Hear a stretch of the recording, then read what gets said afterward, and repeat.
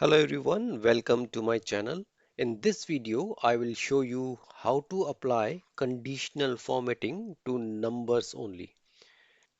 This method will ignore headers, text, and other non-numeric values. In this dataset, we want to highlight all values where the score is greater than 3. Now, if you select the column and go to conditional formatting, go to highlight cell rules and select greater than.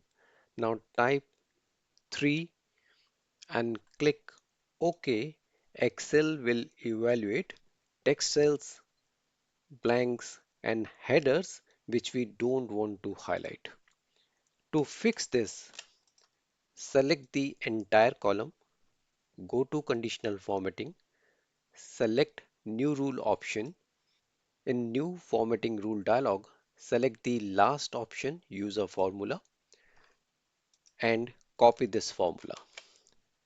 In this formula, ISNUMBER will check for numeric cells and B1 greater than 3 highlights numbers greater than 3.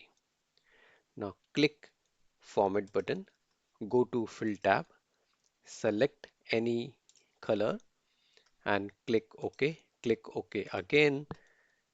Now only numeric values greater than 3 are highlighted.